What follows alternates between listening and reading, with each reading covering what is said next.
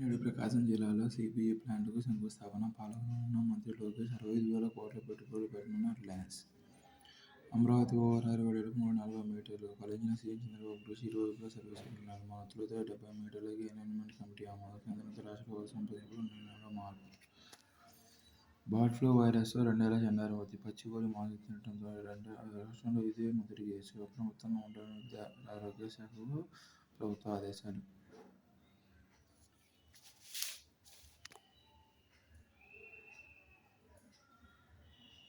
Cyber నేరాల ఉచ్చులో ఉద్యోగులే అధికం. ప్రముఖుల వృత్తి నిపుణుల వాయిదాలు. పోలీసుల విశ్లేషణ వెల్లడి.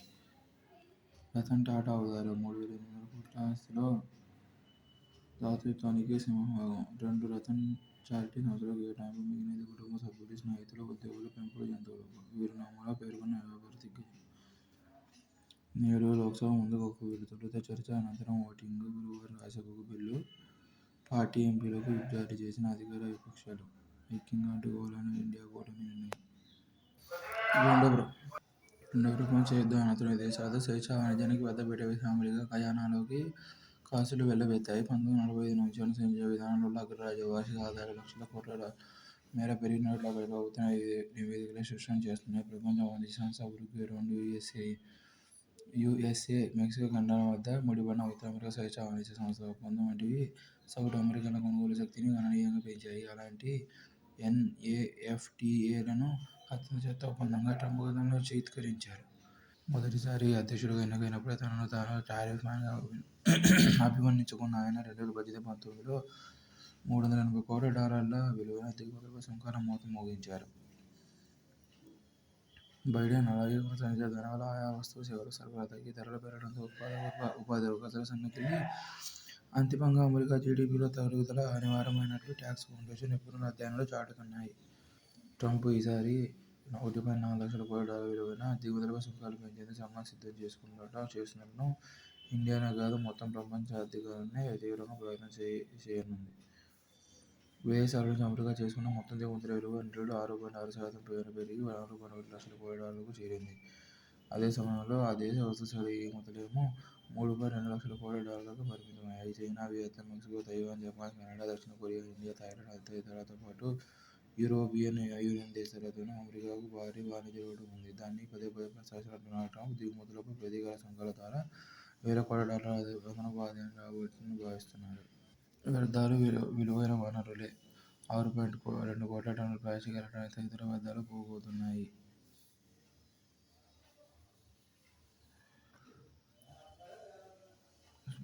పంపిణీ సుదీర్ఘకాలం సాగేందుకు సహాయపడే సరుకులే కానీ నేడు మన ముందున్న ఎత్తైన వస్తువులను వీలైనంత ఎక్కువ కాలం వినియోగించడమే కాకుండా కాలం తీరిపోయి వ్యర్థాలుగా మిగిలిన వాటిని తిరిగి వాడకంలోకి తేవడమే సరుకుల ఆర్థిక వ్యవస్థపై సూత్రం. మన దేశానికి సంబంధించి ఇలాంటి వస్తు పునరుత్పాదక ఆర్థిక వ్యవస్థ 2050 నాటికి $2 లక్షల కోట్ల స్థాయికి చేరి కోటి ఉద్యోగాలను సృష్టించింది. ఆసియా పెసిఫిక్ పునరుత్పాదక ఆర్థిక వేదిక 12వ ప్రాంతీయ సదస్సు ఇటీవల రాజస్థాన్ రాజధానిలోని జైపూర్లో జరిగింది. వ్యర్థాల నిర్వహణ, వస్తువుల పునరుత్పత్తి ద్వారా సర్క్యులర్ ఆర్థికాన్ని బలోపేతం చేయడంలో ప్రాంతీయ సహకారం పెంపొందించడమే ఈ సదస్సు ముఖ్య ఉద్దేశం. ఈ వేదిక రెడ్యూస్ వస్తు వినియోగం, తగ్గించడం, రీయూజ్, వస్తువుల పునర్వినియోగం, రీసైకిల్ పునరుత్పాదన కీలక అంశంపై దృష్టి సారించింది. 2009లో ప్రారంభమైన ఈ వేదిక వ్యర్థాల సమర్థ నిర్వహణ ద్వారా వనరుల మిశ్రమ వినియోగాన్ని పెంచేందుకు పనిచేస్తుంది. సర్క్యులర్ ఆర్థిక వ్యవస్థ సరైన పెత్తనం మాత్రమే ఇన్ఫ్లేషన్ తప్పనిసరి అవసరమన్న సంగతిని అందరూ గుర్తించాలి. సర్క్యులర్ ఆర్థిక వ్యవస్థ పునాదులు వేస్తుంది. 2030 నాటికి సంబంధించిన అధికార లక్ష్యాలను సాధించడానికి ఈ ఆర్థిక వ్యవస్థ ఒక దృఢమైన నిర్మాణమవుతుంది. ఫ్లై యాష్ వంటి వ్యర్థాల నిర్మాణాల్లో వినియోగించడంలో గణనీయంగా ప్రగతి చోటు చేసుకుంది. దేశాన్ని సగటున సాగే ఆర్థిక వ్యవస్థ నుంచి పునరుత్పాదక సర్క్యులర్ ఆర్థిక వ్యవస్థగా మార్చే దిశగా సలహాలు, సూచనలు అందించడానికి ప్రభుత్వం కొత్త కమిటీని నియమించింది. పర్యావరణ అనుకూలమైన జీవనశైలిని పెంపొందించేందుకు మిషన్ లైఫ్ స్టైల్ 2070 నాటికి కర్బన ఉద్గారాల నిర్మూలనకు ఉద్దేశించిన పంచామృతం వంటి కార్యక్రమాల రూపకల్పన, అమలు ద్వారా భారత్ ఈ రంగంలో తమ నాయకత్వాన్ని చాటింది. వీటికి తోడు పట్టణ వ్యర్థాల నిర్వహణ, వ్యర్థ సర్వీసుల లక్ష్యాలను నిర్దేశించుకున్న స్వచ్ఛ భారత్ మిషన్ అమృత్ 2.0 వంటి కార్యక్రమాలు ఇందులో భాగమే. అతి తక్కువ కర్బన ఉద్గారాలు కలిగి ఉండి వనరుల సమృద్ధిని సాధించే సమాజం నిర్మించే దిశగా భారత ప్రభుత్వం నిబద్ధతను చాటుతోంది. ఇందులో భాగంగానే బయో సీఎన్జీ, ప్లాస్టిక్ వ్యర్థాల నిర్వహణ, ఈ వ్యర్థాల పునరుత్పాదన వంటి కార్యక్రమాలు చేపడుతోంది. సామాన్య మదుపరులకు ఏఐ సాయం.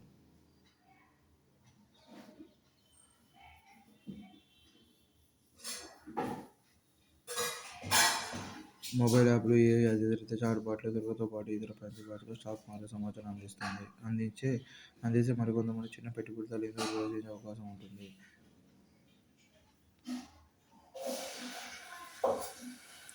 ఏఐ, ఎంఎల్ మోడళ్లను ఉపయోగించి స్టాక్ మార్కెట్ డేటాను భాషాగతంగా అనువదించినప్పుడు కొన్ని సవాళ్లు కూడా ఎదురకావచ్చు. ముఖ్యంగా ఆర్థిక పెట్టుబడి రంగంలో ప్రత్యేకమైన పదజాలాన్ని సరిగ్గా అనువదించకపోవడానికి ఒక భాషలో ఉన్నప్పుడు మరో భాషలో తేడా ఉండవచ్చు. ఉదాహరణకు బుల్ మార్కెట్ అనే పదానికి తెలుగు భాష సృష్టించడం కష్టం.